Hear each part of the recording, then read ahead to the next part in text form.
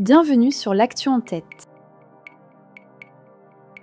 Bonjour à toutes, bonjour à tous. Je suis très heureux de vous retrouver dans l'Actu en tête et comme chaque semaine, nous tentons avec Fabrice Pastor, neuropsychologue, formateur, conférencier, auteur, d'observer l'actualité par le prisme de la santé mentale. Je suis très heureux de te retrouver. Bonjour Fabrice. Bonjour Didier, bonjour à toutes et à tous. Je suis également ravi de te retrouver pour ce nouvel épisode. Je rappelle, Didier, que tu es journaliste, que tu es président du Psychodon, commissaire général du Forum national de la santé mentale. L'information. Comment faire la part entre ce qui est vrai, ce qui est faux, ce qui est info, ce qui est intox. Oui, on allume la radio le matin, on ouvre son smartphone et d'emblée on est bombardé d'alertes, de notifications, d'images sur ce qui se passe dans le monde. Mais on va se demander aujourd'hui un petit peu plus en détail et avoir des petits conseils sur comment savoir ce qui est fiable. Bien sûr, il y a eu des tas d'affaires, pourrions-nous dire, et dernièrement, un journaliste du service public, Patrick Cohen pour ne pas le citer, s'est retrouvé au cœur d'une polémique autour de sa proximité supposée avec une formation politique. Et ça met en scène une question, est-ce que l'on peut encore faire confiance aux journalistes ou est-ce qu'il faut douter d'eux ou est-ce qu'il faut douter de tout et des chaînes et des médias sur lesquels ils travaillent ? Et surtout, on va aussi se demander que fait notre cerveau face à ce flux continu d'informations parce que il n'est pas préparé à absorber autant d'informations ni à trier le vrai du faux en permanence. C'est ce qu'on va voir aujourd'hui, l'info, l'intox et leurs effets psychiques. Journalisme et confiance perdue, vaste sujet Fabrice. Pour commencer, peut-être rappelons-nous ce qu'est un journaliste. Beaucoup pourraient penser que c'est simplement une personne qui arrive devant un micro, devant des caméras, qui va délivrer de l'information. Mais en fait, pour exercer ce métier, il faut une carte de presse qui est délivrée par la commission de la carte d'identité des journalistes professionnels. Pour l'obtenir, il faut que le métier de journaliste soit exercé au-delà même d'un mi-temps de l'activité professionnelle. Autrement dit, plus qu'un statut professionnel, c'est une vraie compétence qui est reconnue, c'est pas un label. Puis il y a la formation. La profession de journaliste, elle est reconnue suite à une formation vécue dans une quinzaine d'écoles. Elle est reconnue par la convention collective du métier de journaliste. En revanche, cette formation, ces formations, cette reconnaissance sont un gage de déontologie. Le journaliste a la responsabilité de vérifier les sources, de hiérarchiser l'information, de la transmettre avec pédagogie. Bref, il y a une culture commune dans le métier de journaliste qui a vocation à protéger la qualité de l'information. Oui, je suis entièrement d'accord, c'est important de rappeler. Cette formation, elle apprend à hiérarchiser, à recouper, à donner du sens. Un bon journaliste ne va pas juste se contenter de transmettre simplement une donnée brute, il va la mettre dans un contexte, il va l'expliquer et il va aussi, quand cela est possible évidemment, de la vulgariser. Bref, son objectif c'est de rendre l'information audible et compréhensible pour tout un chacun. Sauf qu'aujourd'hui, Fabrice, et toi qui es très actif sur les réseaux sociaux, tu le vois bien, beaucoup distribuent de l'information quasiment en se déclarant journaliste sans lettres sur des réseaux sociaux, que ce soit TikTok ou sur X ou ailleurs. On voit des gens qui se filment, qui se mettent en scène depuis cette dernière décennie et qui postent des vidéos pour dire voilà la vérité, voilà ce que je dis de l'info. Mais en fait, c'est pas du journalisme. Le journalisme, c'est un métier. C'est pas juste parler sur un réseau social. Et tu sais quoi ? Dans un montage, on peut faire dire tout est son contraire. C'est exactement ce qui s'est passé avec l'affaire Patrick Cohen, qui certes a des convictions comme journaliste, mais en quelques secondes, extraites d'un contexte, tout change et le propos de cette conversation, de cette interview est transformé d'une discussion de recherche, d'investigation éditoriale en une preuve où on suggère que le journaliste serait au cœur d'un complot. Oui, avant on avait des figures de référence, on peut citer des grands journalistes historiques, PPDA, Bruno Mazur, il en existe beaucoup. Ils avaient un style, un ton, une rigueur. Ils incarnaient un repère. On écoutait ce qu'ils disaient parce qu'ils avaient une valeur, une posture. Aujourd'hui, ce repère, cette personnification, c'est un petit peu dissoute. le public se retrouve face à un océan de voix. Il y en a des sérieuses, bien heureusement, et il y en a d'autres qui sont parfois un peu plus fantaisistes. Donc ça devient beaucoup plus compliqué de distinguer les unes des autres. Déjà, toujours était nécessaire d'être vigilant face à ceux qui transmettent l'information, parce que les journalistes, ils ont aussi des points de vue, puis certains ne sont pas, on l'a vu, hein, dans des affaires complètement hors de tout soupçon parfois. Mais pour beaucoup, la déontologie est au cœur de leur travail. Mais aujourd'hui, faire du buzz, de la notoriété, et parfois même vouloir gagner de l'argent avec des revenus publicitaires, c'est plus l'enjeu de ces journalistes influenceurs plutôt que de délivrer de l'information vraie au service de l'intérêt général. Puis pour certains, il y a la question de l'ego, le désir d'exister, de se poser en contre-pouvoir face aux médias historiques, face aux médias traditionnels. L'algorithme récompense l'outrance, la provocation, pas la nuance et la pédagogie.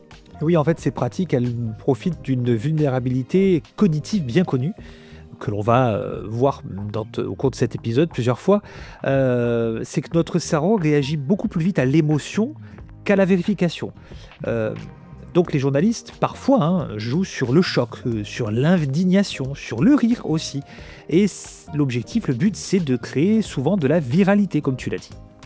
Certains médias en ont même joué, entre guillemets, sans vergogne, en affichant distribuer de l'information brute, où l'information serait livrée brute, sans commentaire, presque en pâturage à chacun. Pour beaucoup de spectateurs, c'est séduisant. Pour beaucoup d'auditeurs, ça peut être difficile d'accéder à la réalité avec une information qui n'est pas triée, qui n'est pas explicitée, qui n'est pas contextualisée par le travail d'un journaliste. Et pourtant, sans cette analyse, sans la vérification, sans la mise en contexte, le risque que chacun interprète un sujet comme il l'entend, au regard de son histoire, de sa position sociale, de sa conviction politique, ça peut partir de travers. Et il s'agit alors là de biais éditoriaux qui se construisent.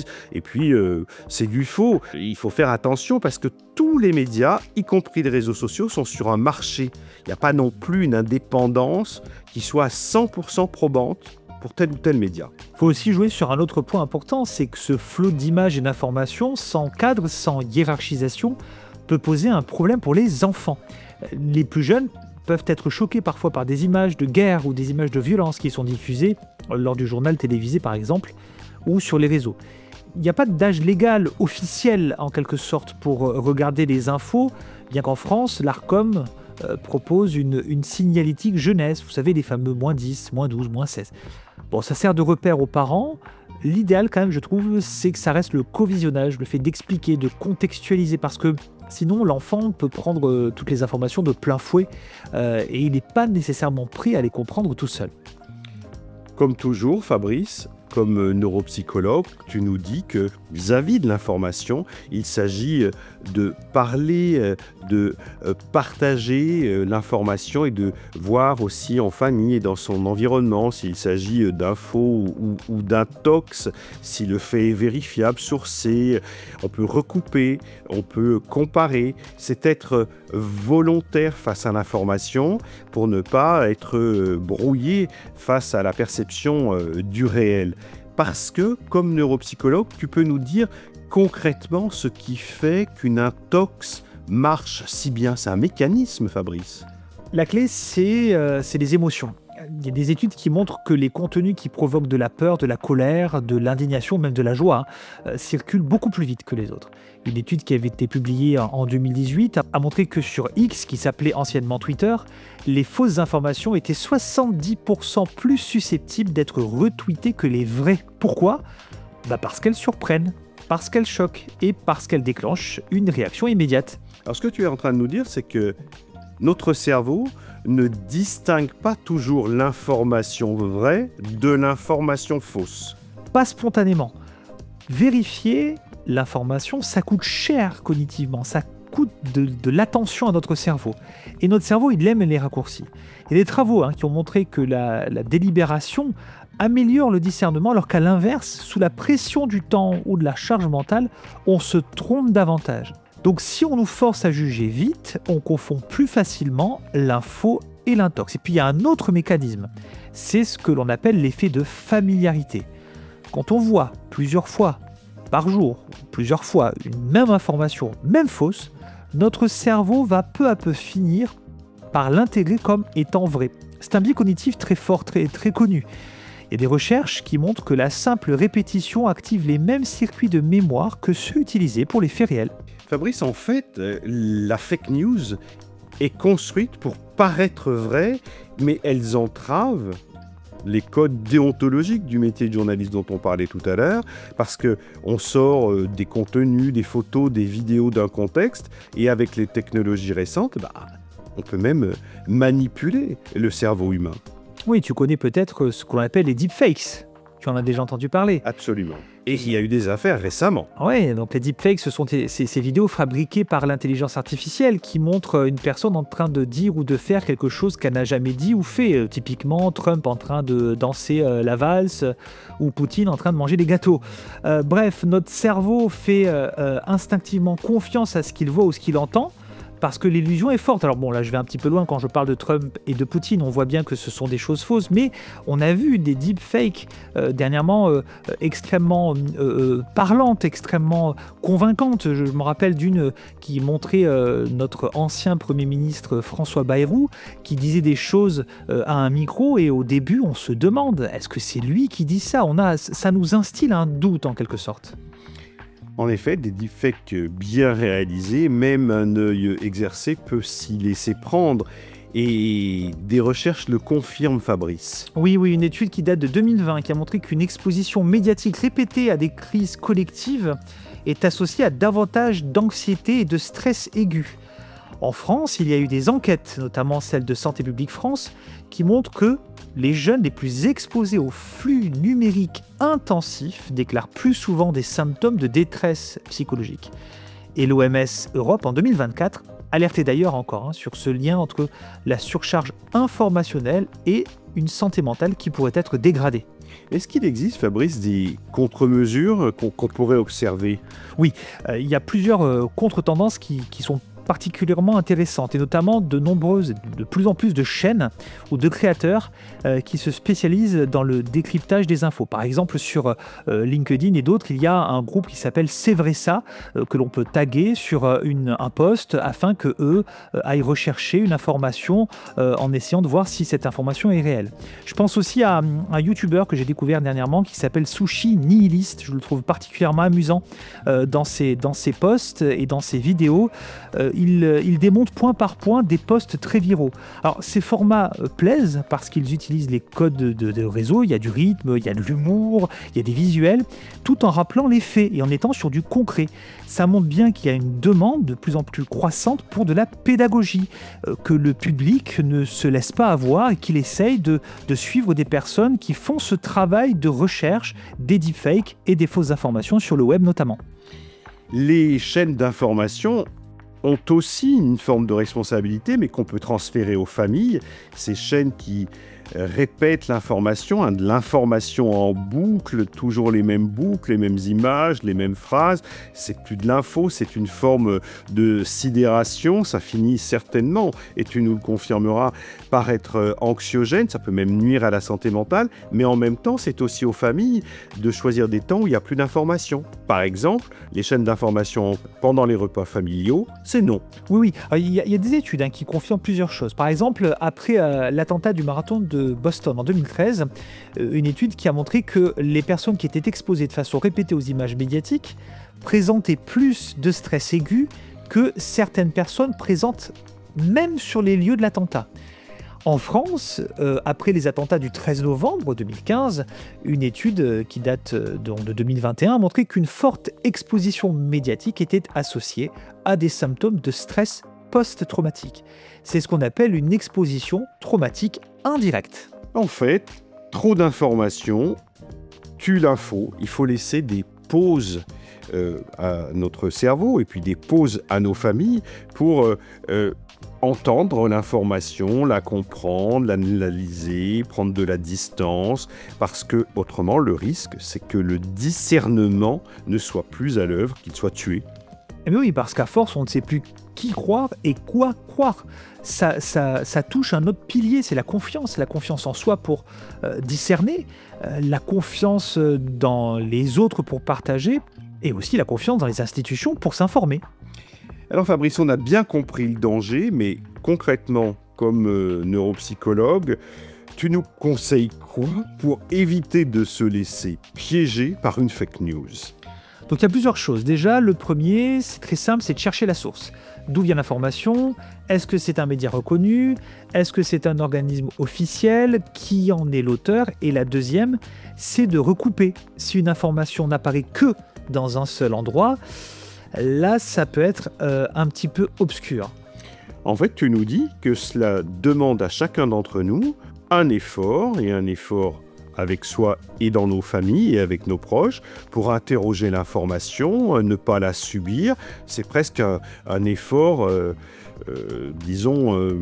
qu'on peut travailler ensemble, un effort commun qu'on peut faire dans notre vie face à l'information. Et puis, il y a des outils de vérification qui sont un peu plus techniques. Tu en as même repéré qui font un travail de fond comme les décodeurs. Oui, au AFP Factuel par exemple, oui. Vérifier l'information, c'est quelque chose qui peut être tout à fait collectif. On peut apprendre à nos enfants, apprendre ensemble à vérifier une information qui suscite le doute. On peut chercher ensemble des faisceaux d'indices.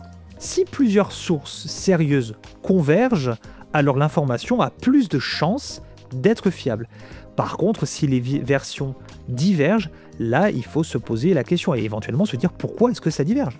Voilà, tu pourrais presque prétendre bientôt à intégrer une école de journalistes et aller à la recherche des biais éditoriaux parce que il faut quand même assumer, et vous l'entendez, tu vas l'entendre, que chaque média a une culture. On sait très bien que telle télévision, elle est plus à droite, telle télévision, elle est plus à gauche, tel journal, il est plus à droite, plus à gauche. Souvent, les journalistes qui y travaillent sont imprégnés de telle ou telle culture sociétale, politique ou économique. Mais une fois qu'on sait cela en pleine conscience, eh bien, on est plus armé face à l'information que l'on reçoit, Fabrice. Oui, tout à fait. Alors, là, on peut aussi se poser la question, est-ce que ça suffit ? Parce que, je me dis que face à l'avalanche d'informations, même si je sais qu'il faut vérifier, j'en ai pas toujours le temps. Et donc ça, c'est un vrai problème. Parce que la recherche montre, par exemple, que notre cerveau ne peut pas rester en vigilance permanente. D'où l'importance de ce qu'on pourrait appeler une hygiène médiatique. Globalement, ça veut dire quoi ? Premièrement, limiter les notifications permanentes. Deuxièmement, se donner des moments sans info, off info. Et troisièmement, cela pourrait être choisir des rendez-vous d'information plutôt que d'être branché 24 heures sur 24 sur les chaînes d'infos. Il y a des personnes qui sont branchées comme ça 24/24 sur les chaînes d'infos. Comme neuropsychologue, en fait, tu nous dis que recevoir ou consommer l'actualité, ça doit être un acte volontaire, presque en conscience, et non pas un acte subi, un acte involontaire comme ça qui envahirait nos oreilles, nos cerveaux, sans qu'on soit en vigilance. Oui, et il existe aussi des stratégies simples pour réduire la propagation des intox. Par exemple, avant de partager une info, il faut se poser la question, est-ce que c'est une vraie info ? Est-ce que c'est exact ? Il y a des études qui ont montré que ce petit réflexe mental suffit déjà à réduire significativement la diffusion de fausses informations sur les réseaux. C'est une conscience collective. Il faut qu'on prenne tous ce réflexe pour pouvoir essayer d'éradiquer, dirais-je, dans le meilleur des mondes, la propagation de fausses informations sur les réseaux Internet, par exemple.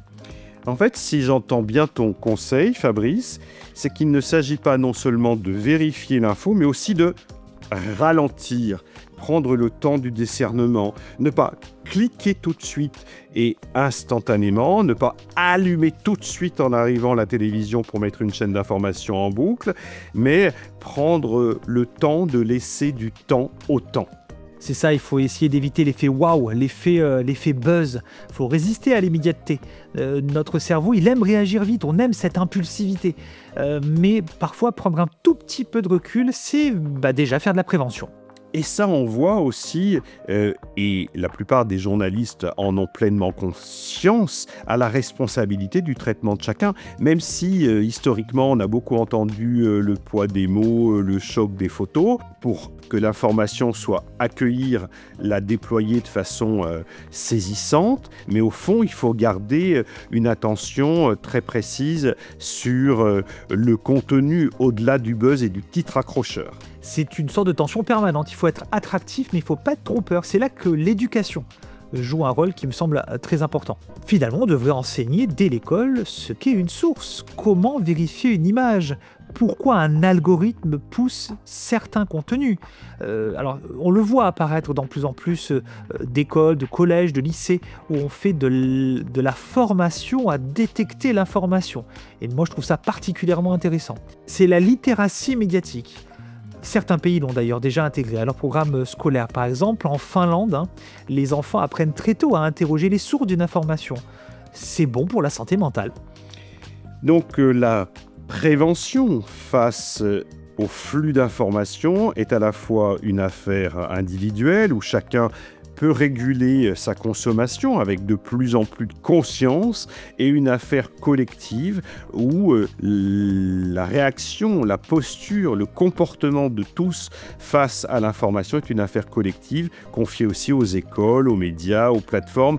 C'est l'affaire de tous. Oui, tout ça, on ne peut pas lutter efficacement contre cette espèce d'infodémie, quoi. Mais ensemble, avec des repères, on peut réduire l'impact des intox, indéniablement. L'enjeu, c'est de retrouver confiance, mais en restant en vigilance, sans naïveté. Et on l'a dit au cours de cet épisode, il y a un vrai paradoxe. Jamais on a eu autant d'informations disponibles et jamais il a été autant difficile de savoir à qui faire confiance, qui dit quoi et pourquoi. Oui, l'affaire Patrick Cohen, les polémiques autour du montage ou des interprétations nous rappellent une chose, c'est que la confiance dans l'info, ça se construit, ça s'entretient et ça se discute. La confiance dans l'info, ça se construit, ça s'entretient et ça se discute. Voilà la parole du neuropsychologue, c'est-à-dire que tu nous invites à travailler avec nos proches et à se poser la question, qu'en penses-tu ? Oui, j'insiste, quand on voit une information qui peut être choquante, qui peut faire réagir, au lieu de la partager immédiatement, pourquoi pas en parler ? Pourquoi pas poser la question ? Qu'est-ce que tu en penses ? Est-ce que tu crois que c'est vrai ? Pour moi, c'est déjà un premier pas vers la prévention. Parce qu'au fond, il n'y a pas de consommateur passif d'informations. Comme disaient les anciens, nous ne sommes pas des moutons de Panurge. Exactement, et c'est aussi le sens de notre podcast, L'Actu en tête. Aider chacun à comprendre comment son cerveau réagit face au flux, face à l'actu, à l'information, pour essayer de rester lucide et aussi de préserver sa santé mentale. Alors, nous n'avons pas l'ambition d'être exhaustifs, mais peut-être avons-nous fait un bout de chemin pour vous aider, nous aider à mieux comprendre l'information et à prendre de la distance. Alors, partagez l'actu en tête autour de vous et merci beaucoup Fabrice de cet échange. Merci beaucoup Didier et on se retrouve prochainement pour un nouvel épisode. À bientôt. Au revoir et à bientôt.